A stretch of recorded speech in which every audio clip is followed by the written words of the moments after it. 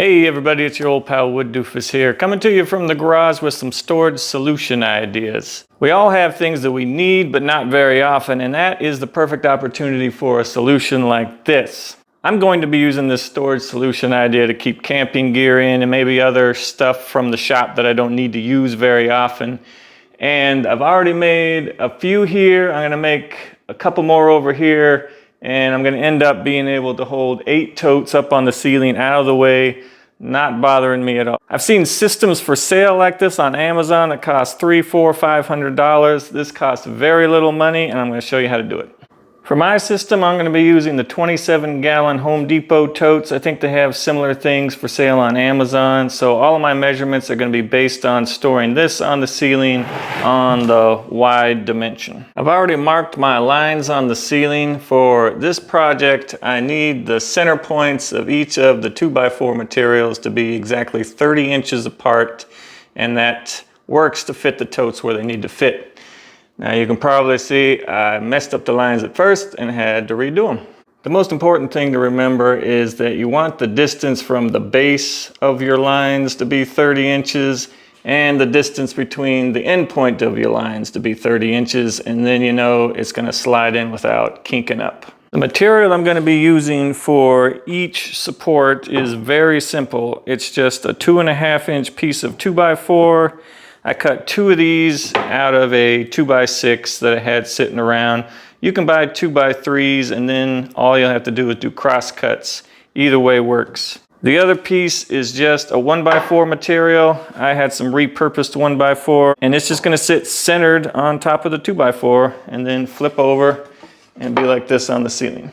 The hardware I'm using is 1/4-inch lag bolts that are 3.5 inches long, and these are going to go through the 2x4 and into the ceiling joists, which I've already mapped out. And then I got some 2.5-inch screws to screw the 1x4 into the 2x4. So I'm just going to eyeball putting this 1x4 centered on top of the 2x4, and once it's centered on both sides, I can go ahead and put some screws in.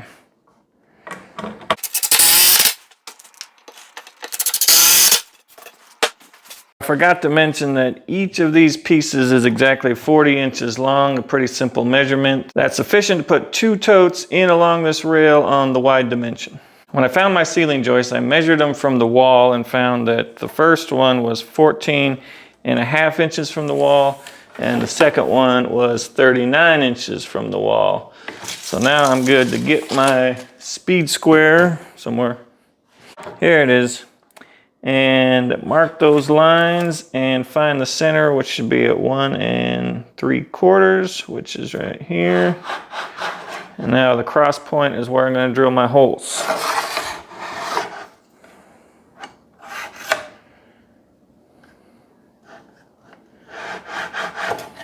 I'm using a 5/8 Forstner bit to drill these holes to make sure I have enough room for the head of my bolt, my lag screw, as well as the driver that needs to go all the way into that hole. I'm just going to try to get this deep enough to go about halfway through my 2x4 material.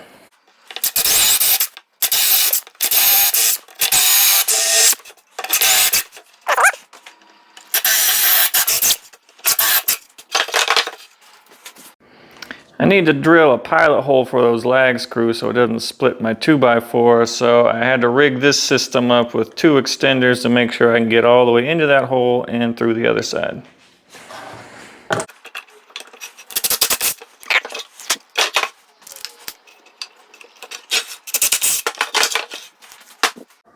I use this stud finder to find the ceiling joist in the ceiling, and it works great. It actually shows 3 lines as it passes a joist or a stud, and as you move it along, the lights will move, and so it's really easy with this. I'll put a link in the description. If you don't have one of these socket driver sets, they are really handy, so you don't have to get your socket wrench out all the time.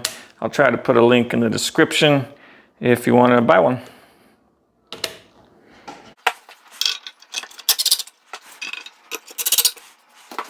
All right, so now's the sucky part. I gotta use my lines and work holding crap above my head, which is not ideal, but I should be able to make it. I'm gonna screw this one in first because it's a pivot point at the end. So if I need to pivot, I can pivot that other side easily. If I tried to do this one over here, its pivot point is more in the center and that would mess it all up.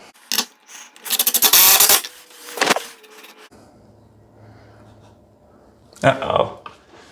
I put it on the wrong line.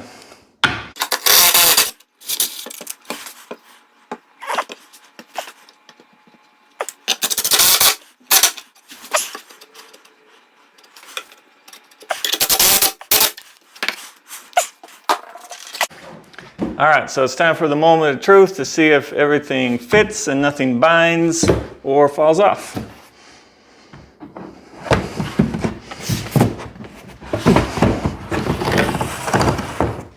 All right, not too bad.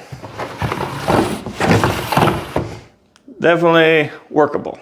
All right, so as you can see, I got the last rail on. I only needed to make 6 rails in order to store 8 totes up there. If you think about it, without this garage door support right here, I would only need 5 of those rails to store 8 totes. So very cost effective, only cost me a few dollars. And it really helps to have that storage up and out of the way so I'm not tripping over it all the time. You might have noticed I'm missing 2 totes. The Home Depot ran out of them, so I need to go back and get some more later. But it holds 8 of them.